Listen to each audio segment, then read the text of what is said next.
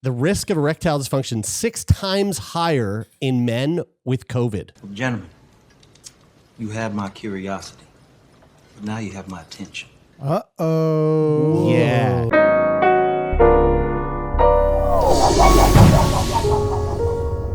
All right. In the name of Feel Good Friday, I thought it would be nice to kick this week's Feel Goods right in the goods with a quick little video that I think will warm your frickin' hearts. Hell this yeah. is coming out of Newbury, Ohio. And this little fella, let's just watch this guy. If you want to watch this with us, go check out Sick Boy over on YouTube. Oh my God. A standing ovation inside St. Helen Catholic School in Newbury for a 6-year-old boy who has now won the biggest battle of his young life.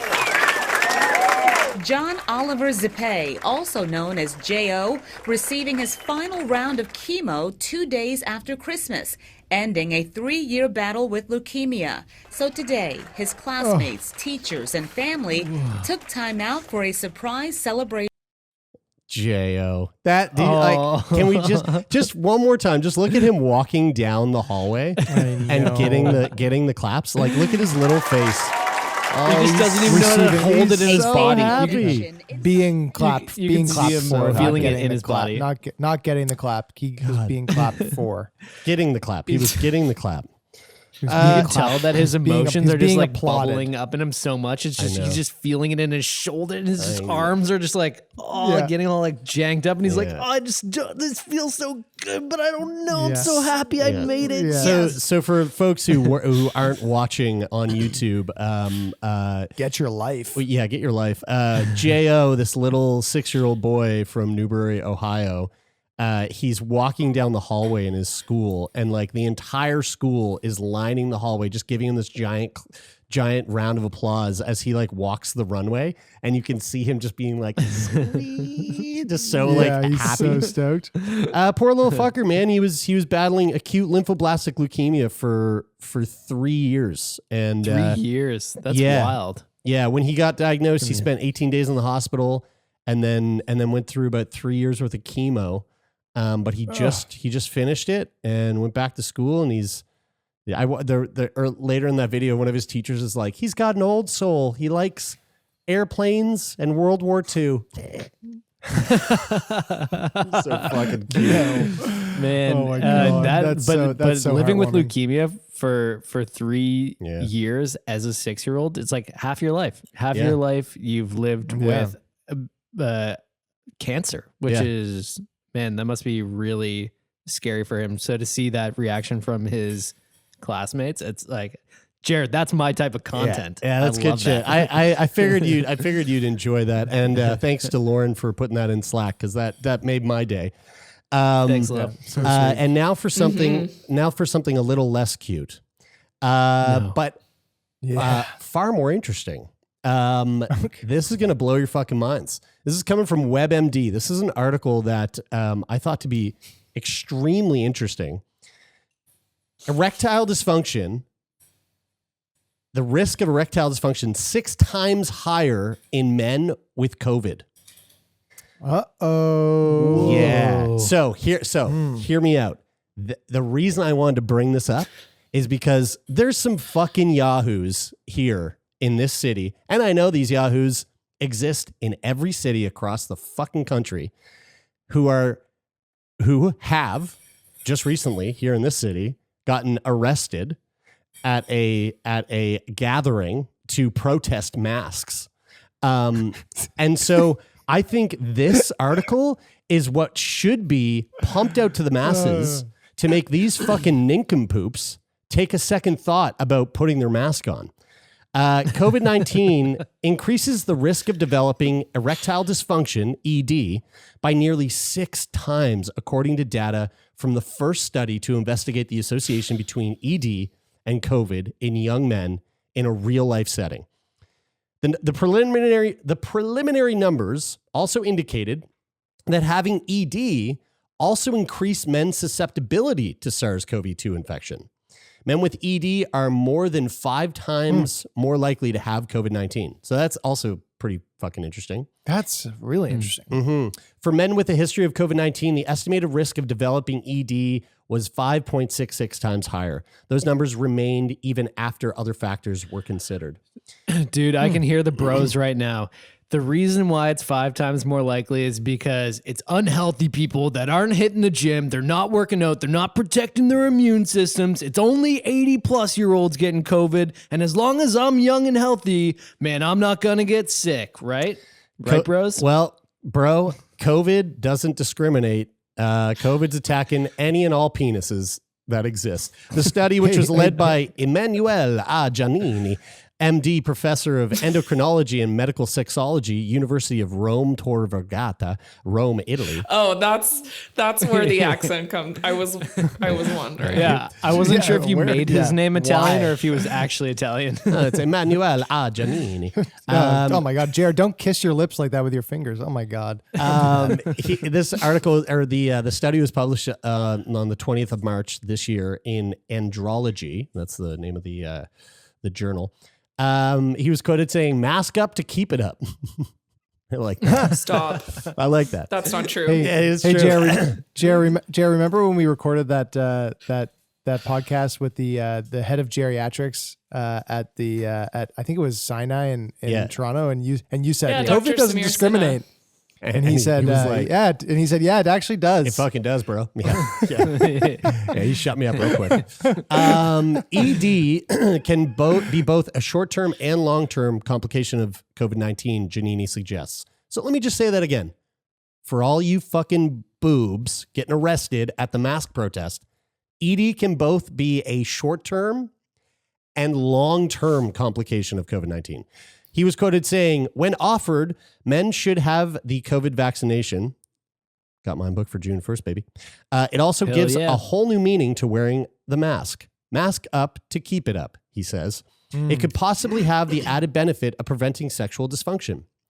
He points out that older age, diabetes, high body mass index, and smoking increase the risk of contracting COVID-19. Quote, these are the same risk factors for ED. Results of our study agree with pathopsychological mechanisms linking ED and COVID-19. So the study, it was drawn from the Sex at COVID online survey, which was conducted from April 7th to May 4th, so almost a month in Italy. The survey included 6,821 participants, ranging from age of 18 years and older. 4,177 were women. 2,644 were men.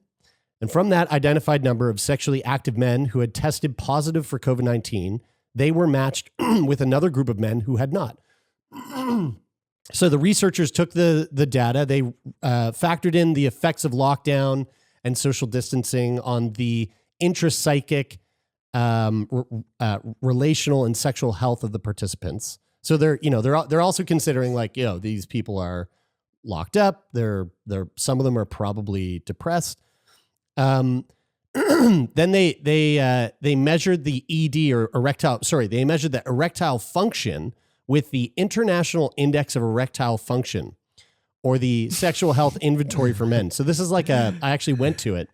The international. Did you guys know that was a thing? Because I didn't. This is news to me. This is the first time I've heard of that, and that's it sounds pretty interesting. Sounds like something I definitely want to know more about. It's a questionnaire that is about what's it got here? About 15 questions on it. So question 7, when you attempted sexual intercourse, how often was it satisfactory for you? 0 to 5. 0 being did not attempt intercourse, or 5 being almost always or always. And it goes, there's a whole bunch of questions there.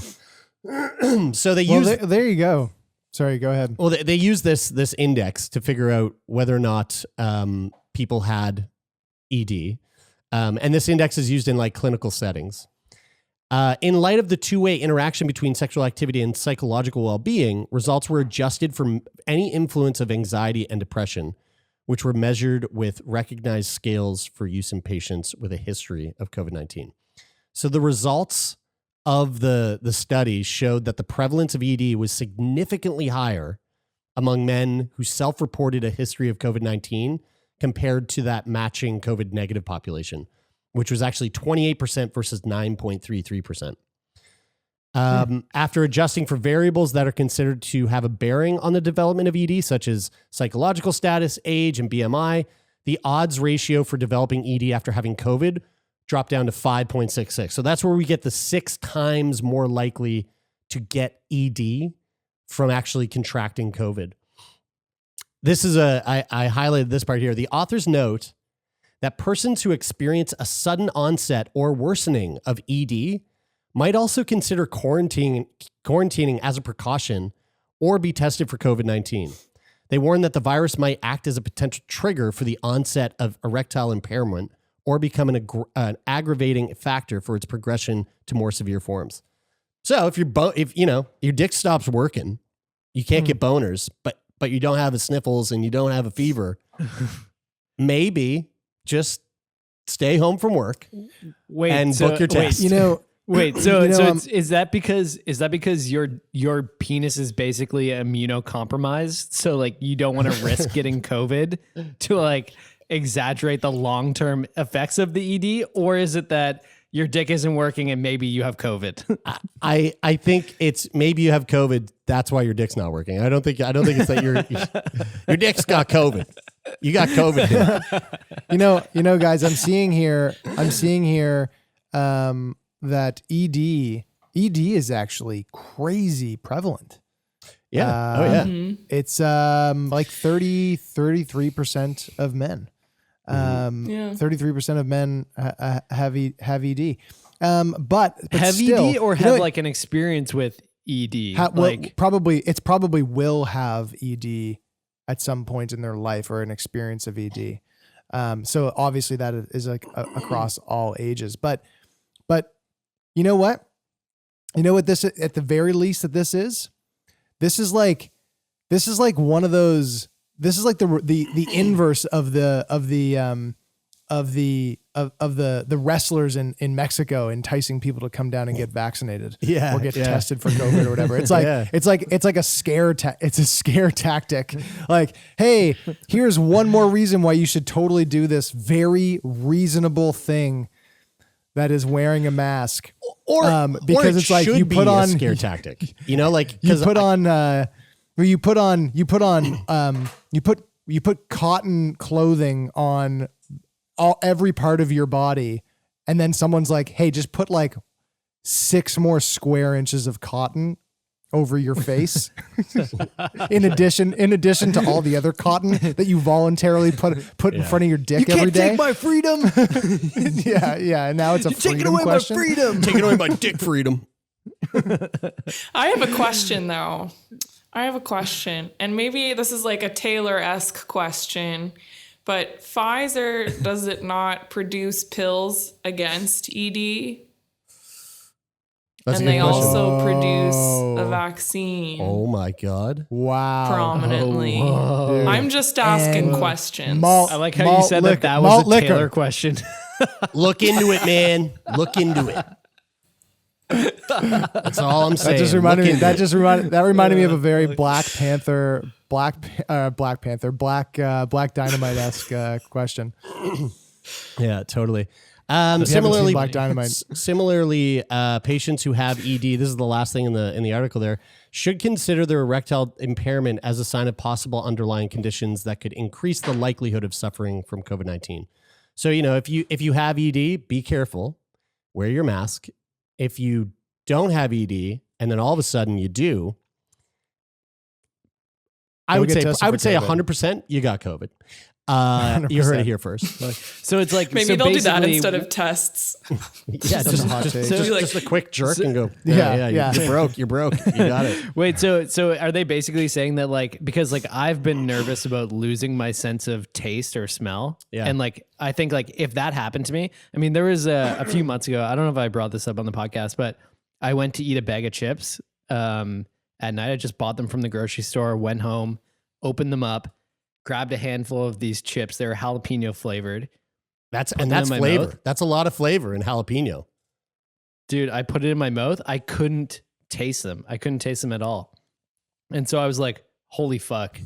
I 100% have COVID. I would have panicked. And so I grabbed a spoonful of peanut butter, grabbed it, took it, put it in my mouth right away.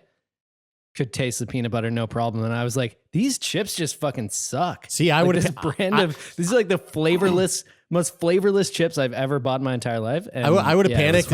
I would have panicked Literally instead of getting peanut butter. I would have pissed in a cup and drank that to be like, I need to really slam something home here. Yeah. Well, I was thinking that too. Like I almost grabbed a cup of bleach, but then peanut butter was closer. But I almost grabbed a Tide bleach Pod. would have been preferred. Yeah. I almost grabbed some Miracle Grow. I almost grabbed the way that some DOS.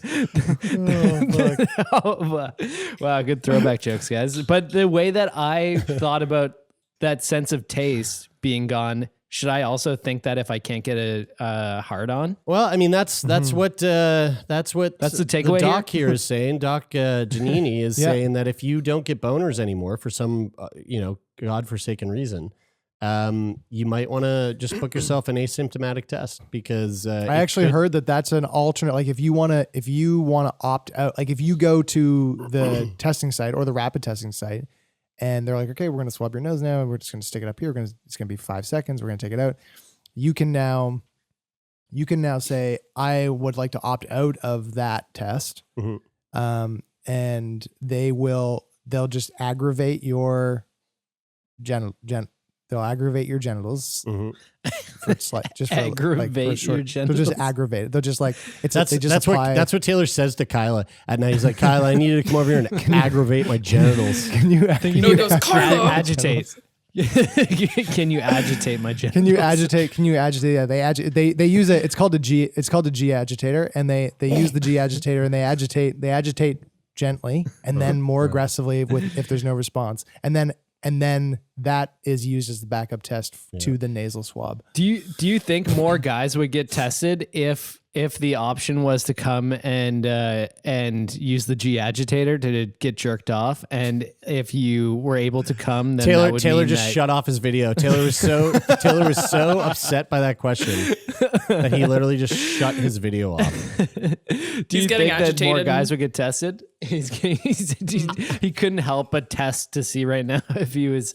He didn't want anyone to see. He's G agitating. I'm just G agitating. Okay, just give me a second. Oh God! Stop it! I feel violated. All right. In other news, things are opening back up in some places of the world, which is very exciting. And some businesses are trying to get themselves back on their feet. I know here in Halifax, I've been trying my darndest to keep things local and support small businesses, especially small businesses that are serving up food by not using things like Uber Eats and getting delivery direct from the restaurants, things like that. But in the UK, really interesting thing coming out of the UK, and I fucking love this. This is right up my alley. This article titled Brits urged to drink 124 pints each to help struggling pubs get back on their feet. Each? Like, are they taking into account the entire population for that? Yes. And this isn't in one night, obviously. Although we are talking about the Brits, so who fucking knows? It says here, pub goers will need to drink 124 pints this summer to save the nation's food and beverage industry, finance experts have claimed. The industry needs a whopping 25.6 billion pounds. Is that boost. WAPPING? Whapping 25.66 billion pounds to boost the return to pre-pandemic levels after a year of forced closures resulted in record losses. Wait. So I just need to quickly do the math to think about what that would be like. So if we're imagining in the summer, how many months are we saying for that? 3 months? I'd say 4 months, just for 4 months. Yeah. So how many nights of the week would you guys say you typically drink? Don't ask me that question. How many? I will not answer that question. How many pints a week do you think you would be able to reasonably finish? Right now, honestly, I actually was thinking about this today. I was like, maybe I'm going to take a week off drinking. Right now, I probably drink. This is no joke. And don't judge me. Fuck. And if you're at home about to judge me, go fuck yourself. I probably have like three tall cans on average, like 3 tall cans a night. And that goes up and down depending on depending on what's going on. So what's that? That's 3 times 7. So 21 pints, let's say 21 pints a day on average, an average week. Can we also get somebody else Googling the definition of alcoholism at the same time? That would be alcohol abuse. Yes, I don't Brian. think we need to. That would be alcohol abuse. Again, shut the fuck up. So 21 cans, so 21 pints a week. No, not pints, not 21 pints a week. Yeah. Tall cans a pint. Okay, tall can's a pint. A tall can is like 21 exactly a week, a pint. 3 months, about 12 weeks total. Yeah, you could easily. What am I hitting? You could easily do. What it. is that? What is that? Yeah, that would take like a month and a half. 240. Oh, Yeah, so you do 240 pints in 3 months ish. So the good thing is, Jared, I don't drink any. So you could. I'm do making me up for and you. Yeah, that's right. Yeah. But then I Okay, cool. also really I drink like 3 or 4 a week, maybe. Yeah. So then you have to make up for me as well. I got to make up for you too. Fuck me. But hopefully Lauren's drinking more then. Lauren, how Jared, many? you're Yeah, gonna have to. Jared, you're gonna have to up that intake, buddy. Okay. I'm with you, Lo. We got this. Yeah, I'll make up Tay's difference. Yeah, we got this. Which I easily already do. It's fine. But I'm supporting local. Yeah, there you go. The Robot, the drink it right Fizz. now. Ooh, How about yeah. that? What up, That's good. Fizz? Shout out to Good Robot, our homies.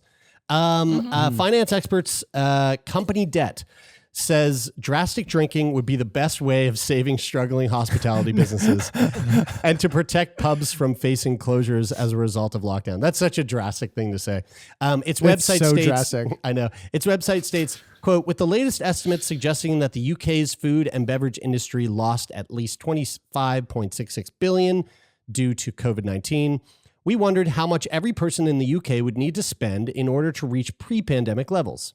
We came up with a figure of 124 pints per adult based on a figure of 52 million adults in the UK. That's a lot of fucking pints, man.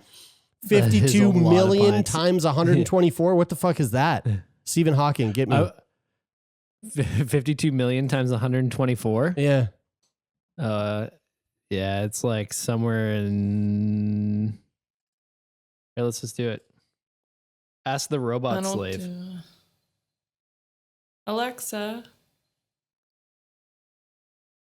This dead air is great. This is what people show up for week after week. 6.448 to the exponent of 9, whatever that means.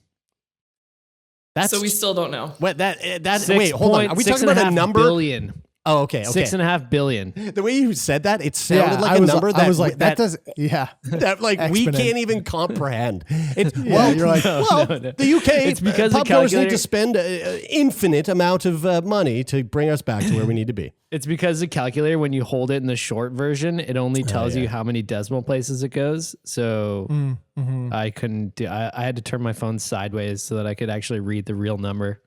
Yeah, so the campaign, $6.5 billion. they put out a campaign over there called Your Local Pub Needs You, which asks the pub goers to support 40,000 pubs and bars that are fighting to stay afloat. The poster states, the average pub will need each customer to spend an additional £382 this year to combat the impact that COVID has had on the sector. Thank you for doing your bit. The group is called additional 384 pounds. So Yeah. in addition to what the regular person spends, That's right. right? Yeah. That's crazy. And That's a lot. for the folks that don't drink, the group has called on people to drink either 124 pints or 122 glasses of wine. But for those who don't consume alcohol, it also suggests that people can eat 976 packets of crisps or 40 roast dinners at the bar. Roast dinners. I don't drink beer very often, guys, unless I go to a pub with you guys. But I did drink a couple bottles of wine this week, so that counts for something, Well, right? I feel like the pub culture in the UK is strong, and they can rally. Yeah. And maybe it's just my like naive stereotypical view of like what the UK or it like is in terms of pub culture. But I feel, correct me if I'm wrong, UK people, I feel like there's like a stronger than at least here connection to your local pub. I at least get the sense of that. It definitely feels that way. I mean, I was in London a couple of years ago for my buddy Mark Frank's wedding, and it was the first time I was in London. And the pub culture was, I mean, it's strong. You know, it's like it's like after work, you go to the pub, and like you go to the pub at like 3 or like 4, and it's slammed, and everyone is in suit and tie. It's like everyone's getting off work and just going to the pub. And the other cool thing that's part of the culture is like they just hang out outside the pub with their pints. You know, it's like they don't go far. You know, it's like there's like a unspoken rule where it's like no, you just stay, you know, an eye shot distance. But everyone's just like just hanging out outside the pub drinking. But I fucking love it.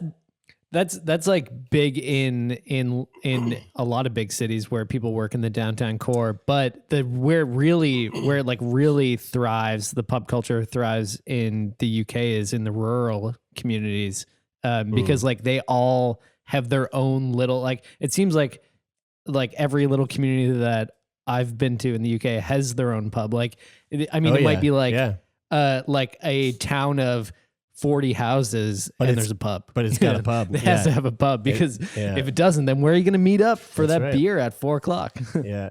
I mean, so 124, can we break down what 124 pints would be over the span of a summer? Like how much is that per week? Yeah, it's like 10 a week. Okay. 10 pints a week. Yeah. So if you're, and even if you keep your drinking to like a Friday and a Saturday night, you have to drink 5 pints each one of those nights. But if you have, you know, 2 or 3 on a Monday to Tuesday, or even on a Sunday night, then that even cuts that down. So it would be like, I mean, I don't know if I'd say it's healthy. Actually, this segues into a really good thing that I wanted to talk about, because I think we've been talking a lot about. Here, Brian, hold on. Before you do that, we got to get Tay's fucking camera figured out here. Yeah. So speaking about bad coping habits. I was thinking a lot about the conversation we had about languishing last week. Oh, yeah. And I was thinking about what are good coping habits that I've been doing lately to help me feel better. And I want to share a couple of them with you guys. But I'm curious to know what works well for you. How do you cope in a healthy way, especially during a time like this where we're stuck in lockdown and it's hard to like feel motivated to like develop good habits? Like, what are some of the simple things that you can do to feel good? So one for me that I'll share off the bat, that's something pretty simple. And I was talking to Taylor about this on the phone the other day. When I was having a conversation with him, I looked into my bedroom and I was like, holy fuck, my bed's made. And I didn't remember making it in the morning. But I realized that I've been in a habit of making my bed for like the past 2 weeks. And like, it's something that just makes me feel like when I look in at the room and it looks like the bed is nice and made and it looks like things are nice and clean. Like, you guys know that I'm not typically a very neat or clean person. So when I have a clean space, it like really helps my my mental health. Jerry, for people who are listening to this, Jerry, you're shaking your head. So yeah, cleaning or tidying and, you know, making my bed, which only takes like 30 seconds to do anyway. Yeah, it really helps me. But what are some healthy coping habits that you guys have? Yeah, I mean, keeping my condo super neat and tidy is definitely one of the ones that pops up. I also started meditating with Leah, and like getting consistent with meditation has been like, I'll notice the day, like if it's a day that I don't versus a day that I do, like a drastic difference. Yeah. You guys? What about you, Tay? I feel bad in saying this. I don't feel like I'm ever coping. Knew it. I knew he was gonna fucking say that. I feel like a therapist would have a field day on that. I know. Therapist would be like, tell me about your father. Yeah, I just don't ever feel that like I'm coping. I feel more like I go, oh, I have more time to do the things that I love to do. But I'm not like, Tay, for a second, like, humor us in the idea that, like, I'm not saying that you have to be feeling shitty about COVID-19 and that you have to feel like you're languishing, because I think that it's pretty fair to say that you oftentimes feel like you're flourishing. But with that being said, the reason why somebody's able to flourish is oftentimes because of a set of habits that they Tay, like have built that make them feel good, right? Like, so you said the other day, Tay, like that you hadn't gone biking for like a few days, and like you were noticing that, and that having an effect on your day. You know what I mean? Like that would be an example. Yeah. Being on my bike is definitely a huge help. And it's more so that, you know, it's such an ingrained habit that it's more so that the absence of it is definitely recognizable. I had this, I maybe mentioned on the podcast a while ago, which was like when the weather started to just like get, you know, when it stopped being snowing and being like gray most of the time, and it was like, hey, now it's sunny more often, and the weather is, you know, it's like it's at least like 8 degrees instead of, you know, -2 or whatever. As soon as that happened, I realized how I hadn't traveled this winter, which was very foreign to me. I've traveled every year of my adult life. I haven't spent a full winter in Halifax in a decade. And I only recognized it once I realized how long we had been in winter and been in that space. And obviously not traveling was a consequence of COVID, being present. But so much of the time, and like, and to a fault sometimes for sure, is the reality of the present situation is just like immediately accepted. Like I never mourn. I don't mourn the absence of a situation. It's like whatever is in front of me, it like is what it is. We are where we are, and these are the cards that I have to play. But definitely within that, like biking is the thing that stands out. Like if I had to boil it down to one thing, like it's riding my bike is the thing that keeps everything like well lubed. That and Kyla using the G aggravator on you. Yeah.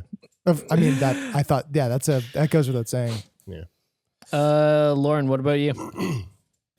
It's going to sound probably obvious, but I starting to actually take weekends because I have like a Monday through Friday day job in addition to working on the podcast. And I'd been good about not working on Sundays, but the Lord's Day. I started to feel, right? Bless. But I started to feel a bit burnt out around like February, and I wasn't even enjoying my weekends. Like I wasn't happy, and I felt like unhappy for like it was like 3 weekends in a row, and I just felt miserable the whole time. And even though I wasn't working the whole time, I just kind of do work like Saturday morning or afternoon. And just because I'd noticed that kind of it was becoming a pattern. Like on the weekends, I was unhappy. So I set up an appointment with my therapist. I kind of talked stuff over with her. And she was like, why don't you just take your whole weekends? Like just arrange your workflow so that you get what you would be doing on the weekends done on the weekday. And I was like, oh, so doing something as simple as that literally most people do.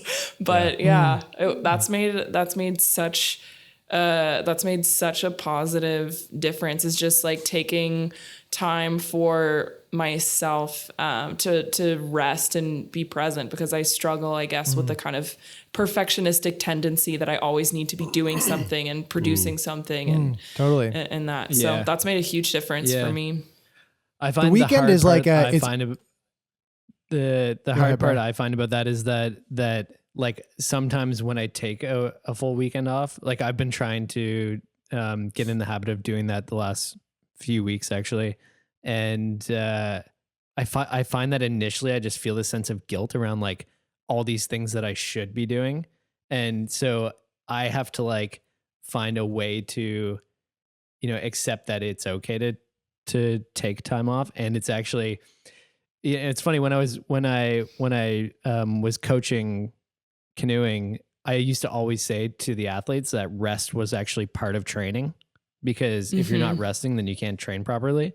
And I'm so bad at taking my own advice, because I will keep going and going and going until like I eventually burn out and I'm forced to rest. But if I actually just rested on the weekends, I'd be more productive during the week and would be able to get more done anyway. So totally. Yeah. Having and it's to so do funny because something it's like- almost. Go ahead, sorry, Laura. Tay. Oh, okay. I was just going to say, it's funny because for me, like, because like it was kind of, that was my motivation. It was like, I'll be more productive if I rest. So it's kind of like dumb that it's out of the same motivation. But like, if it helps you, Bri, like, cause I felt the same way. Like I would always feel like I'm letting people down if I wasn't like, working on the weekend.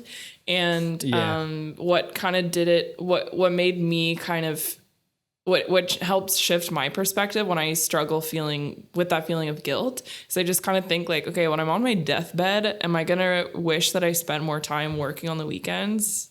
No. Like, you're going to regret not spending time with people you care about, Totally. The weekend has to be like the weekend and like setting boundaries for, because it is, we can always find something that we need to work on, because like you're always going to have that. You're going to have that until 3 a.m. You're going to have that at 7 a.m. or whenever you get up to start your day. It's always going to be there. But like I've been like really hardcore on setting those boundaries for myself. The weekend has sort of like always been a sort of like a sacred ground where I'm like, unless there is something that is absolutely quintessential to be done because it's incredibly time sensitive or something like that. It's like the weekend is totally off limits for work. It's like, and also after like 7:30 at night, it's like, I'm not doing anything. It's like if I didn't get it done during the day, then that was my fault, and I'll have to work harder tomorrow during the time that I've allotted myself to do work. Because if I don't do that in the evening, then I'm not going to be good. I'm not going to be good tomorrow. I've never been able to do that. And I find like part of it stems from the fact that when I worked in real estate, like most of my clients needed their attention during those hours. So like I was working outside of work hours usually, but actually the more I do design work, the more I realize that like I get into these like periods of like, for lack of a better word, flow, where I end up working on a project or a design for like hours at a time, and the time just sort of slips away. But oftentimes the time that I'm most productive is like, 8 to 1 a.m, or like, 6 a.m. to 9 a.m, or like these weird times where I just can't put it down. And the other part of that problem is that my hobbies are actually so closely related to my, the work that I do, which is both a blessing and a curse, because a lot of the time I spend, so I've been thinking a lot lately, like I want to draw more. Like I've been trying to use my pen and tablet and create more art just for me and just for fun. And part of in my head, I make an excuse to do it because I know that it helps me develop a better creative workflow for the work that I actually do with the podcast and in other areas of my life. But the downside is that like it's very closely related to work. So if I dedicate 6 hours on the weekend to draw and spend time on my computer creating art, but it's not work, but it's so close to work, then it ends up sort of like taxing me in the same way anyway. So I think I either need to like start sketching in a sketchbook and go outside and do it, or like find other ways to sort of kill two birds with one stone, I guess. But yeah, it's hard to switch off. I would like to pose this question to our listeners. If you have thought about this, or if thinking about this right now while listening to this, and anything has come up for you, send us a little note, letters@sickboypodcast.com if you want to email us, or if you're watching here on YouTube, leave a comment. What have you been doing to To just make your days a little bit brighter, a little bit better, a little bit easier. If you're languishing, how are you trying to flourish? We would love to know. Guys, last quick one from me. Skincare routine. I've never been into taking care of my skin, but I just got into it the last few weeks, and like it feels good to like. I've been taking feeling pampered, bro? like 16-year-old me like OxyClean pads and wiping my face down every night and getting into a routine of like Did you doing that when I brush my teeth and stuff, and it feels great. Yeah, we were talking about this when we were watching UFC the other night. Did you do the thing that I told you about with just putting your semen in the cup after and letting it sit overnight, and then putting that on your blemishes? Yeah, I actually noticed that it worked. Like I was dope. I think I saw that on TikTok. And hesitant to do it, but that's maybe where you got it from, Jared. But as soon as you recommended doing that, it was a little bit. It was crusted and was hard the next morning, which I was surprised. You gotta re-wet it. You gotta go spit in it and then re-wet it. Yeah. I've been smoking my fingernail shavings. Yeah. Well, that works too. That's good for that's good to keep COVID at bay. And then actually for real, I heard that. And Lo, I don't know if you've been doing this, but that menstrual blood also makes a really good skincare product. So, and that I actually saw on TikTok. Let's move on to let's finish this off with what the health. I had another thing here lined up, but let's save that for next week. Some Neuralink stuff, some fun stuff with Neuralink. Oh yeah. But you'll have to tune in next week for some of that fun shit. But let's hit this week's segment of What the Health? Right. Oh, that was great. I love that every single time. So this is a scary, ooky, skooky, booky. This is coming out of Canada, quite close to us, actually. This was a BBC article, but I've seen this covered elsewhere as well. And this is not a case report. So I'm sure there will be one soon because there's some weird shit going on. Doctors in Canada have been coming across patients showing symptoms similar to that of Creutzfeldt-Jakob disease, a rare fatal condition that attacks the brain. But when they took a closer look, what they found left them stumped. Almost 2 years ago, Roger Ellis collapsed at home with a seizure on his 40th wedding anniversary. In his early 60s, Mr. Ellis, who was born and raised around New Brunswick's Bulliac Acadian Peninsula, had been healthy until that June and was enjoying his retirement after decades of working as an industrial mechanic. His son, Steve Ellis, says that after that fateful day, his father's health rapidly declined. Quote, he had delusions, hallucinations, weight loss, aggression, repetitive speech, he says. Quote, at one point, he couldn't even walk. So in the span of 3 months, we were being brought into a hospital to tell us they believed he was dying, but no one knew why. Roger Ellis's doctor first suspected Creutzfeldt-Jacob's disease, CJD. CJD is a human prion disease, a fatal and rare degenerative brain disorder that sees patients present with symptoms like failing memory, behavioral changes, and difficulties with coordination. One widely known category in variant CJD, which is linked to eating contaminated meat infected with mad cow disease. CJD also belongs to a wider category of brain disorders like Alzheimer's, Parkinson's, and ALS, in which protein in the nervous system become misfolded and aggregated. So this Creutzfeldt-Jacob's disease, I've heard of that. I've heard of that a couple of times. Basically, like when mad cow was a big fucking deal. I don't know. It was like a decade ago. There was like a big mad cow scare in Canada. That's the CJD was coming up a lot during then. But for Mr. Ellis, CJD tests came back negative, as did the barrage of other tests his doctors put him through as they tried to pinpoint the cause of the illness. His son says the medical team did their best to alleviate his father's varying symptoms, but were still left with a mystery. What was behind Mr. Ellis's decline? In March of this year, the younger Mr. Ellis came across a possible, if partial, answer. Radio Canada, the public broadcaster, obtained a copy of a public health memo that had been sent out to the province's medical professionals warning of a cluster of patients exhibiting an unknown degenerative brain disease. The first thing I said was, this is my dad, he recalls. Roger Ellis is now believed to be one of those affected with the illness and is under care of Dr. Alier Marrero. I think that's that's the one. Alier Marrero. Sounded like you just said somebody's name in slow motion. He's a neurologist. The neurologist with Moncton's Dr. George's L. Dumont University Hospital Center says doctors first came across the baffling disease in 2015. So this thing, which they don't know what the fuck it is, started sprouting out around 2015.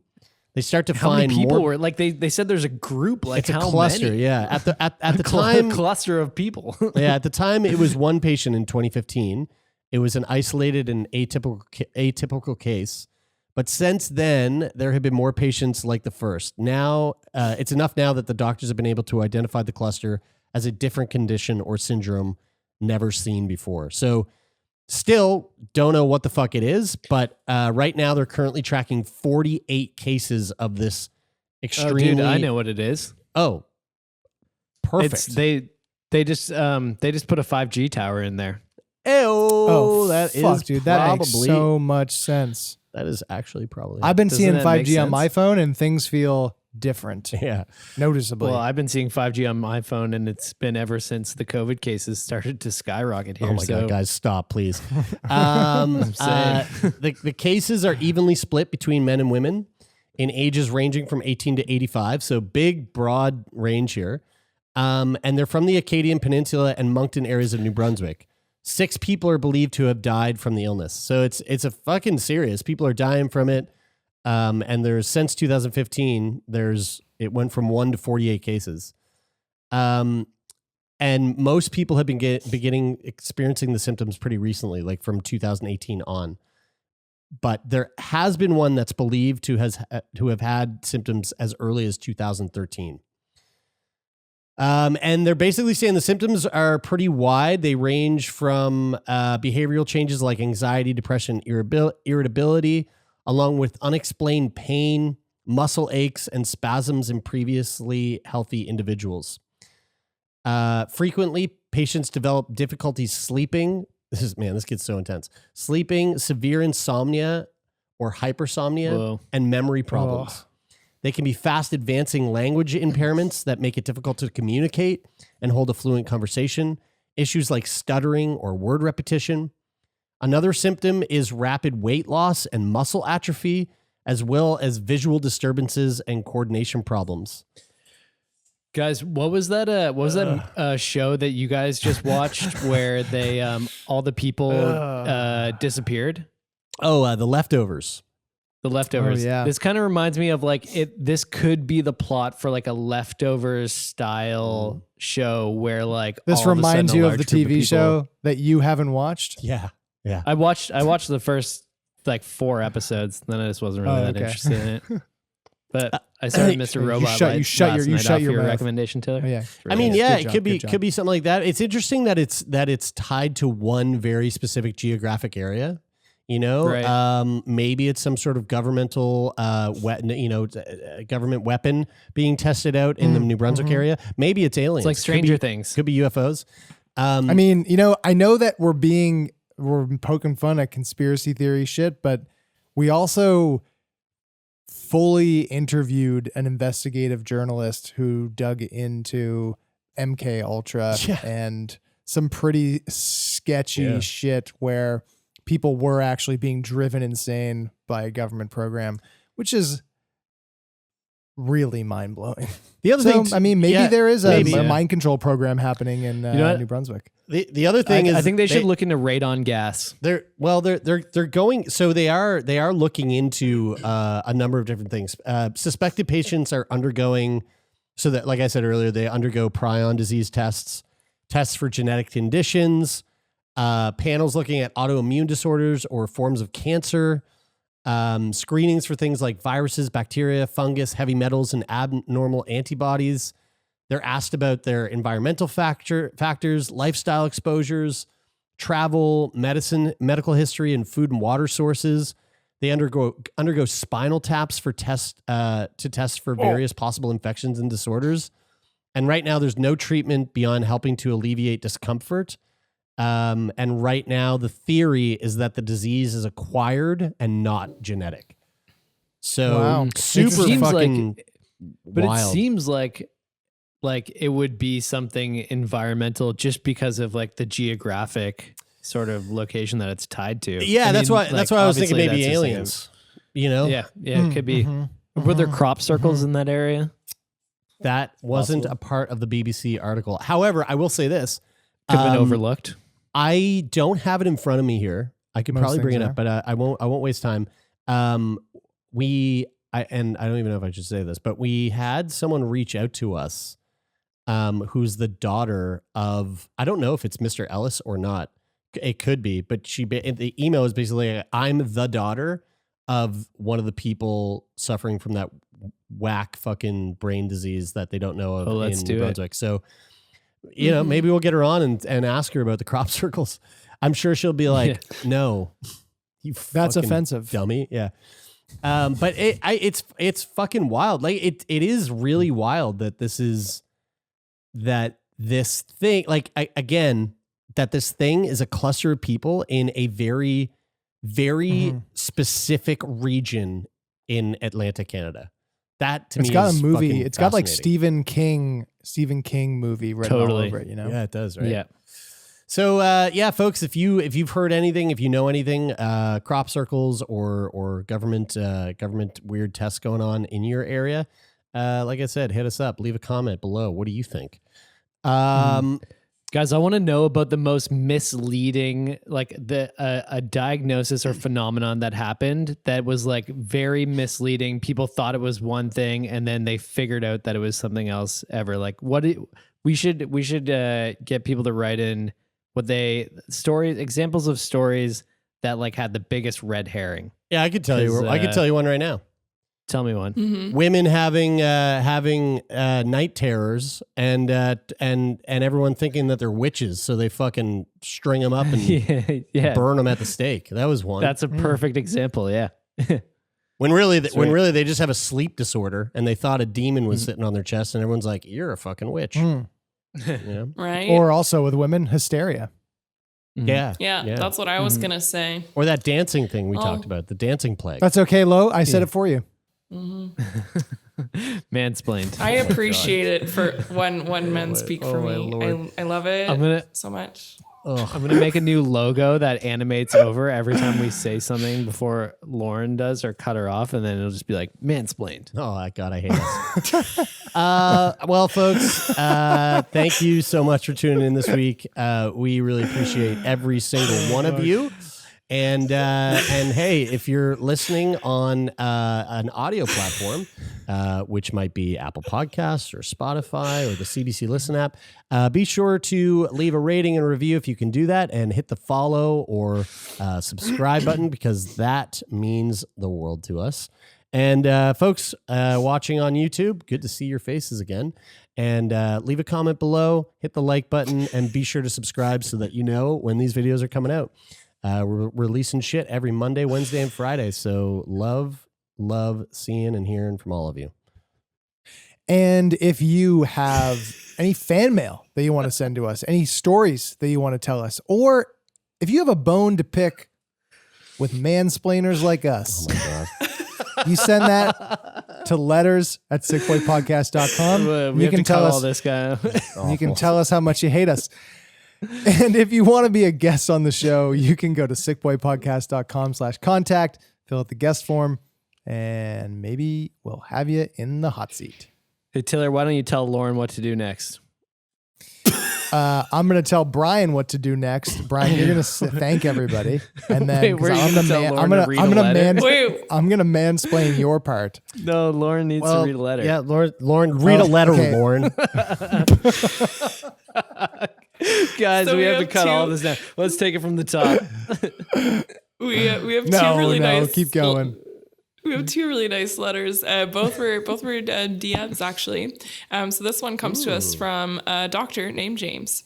Hey, I just wanted to thank you guys for making this podcast. I graduated from medical school earlier this month, and I honestly couldn't have remembered all the info we need to learn without your podcast. Oh no! Wow. The deep. That sounds like a fail. Louise. Hey, Louise. Oh, we are fucking doomed. We're doomed. The deep dives into your guest stories helped me remember obscure diseases and score well on tests. Beyond that, it was really valuable for me to hear how some of the diseases affect every area of patients' lives. I'm going to be a better doctor because of this podcast, and I thank you for it. Keep up the good work, and I can't wait to see what amazing places this project will take you to. Wow, well, thank you, doctor. I think, to be fair, I think James was actually thanking all the people who have come on the show and shared their stories, not us directly. But I think you might thanks, be right. James. Yeah.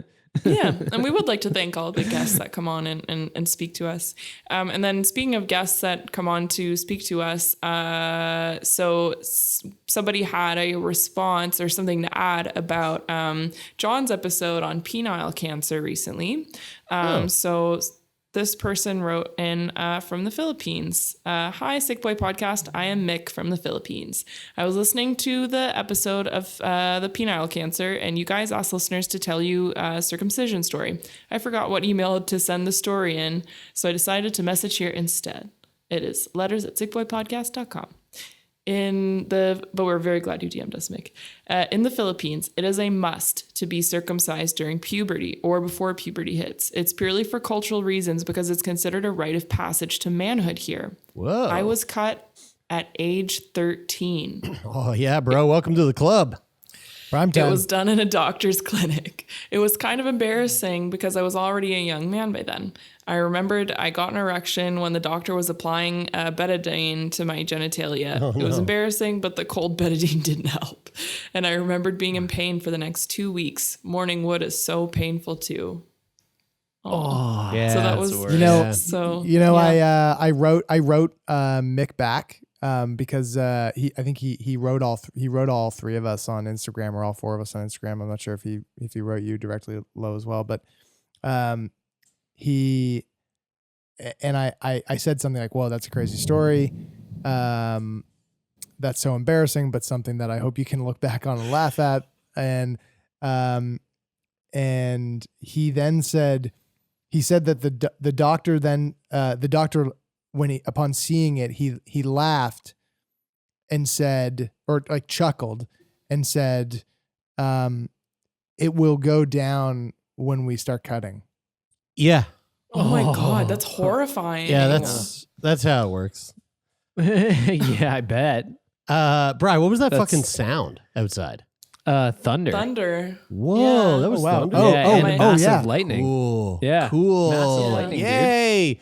All right, well, let's go enjoy Let's this. wrap this so we can go thunderstorm. Guys, check it's this out. 7:32. I don't work past 7:30, so Well, just saying, you don't have to say anything else, Taylor, except your name, which doesn't really work. So let me wrap this up by saying thank you to the people who matter the most, the people who are listening to this right now. And also, as Lo mentioned, a huge thank you to the people who have come on and shared their stories, or the people who have applied to share their stories too.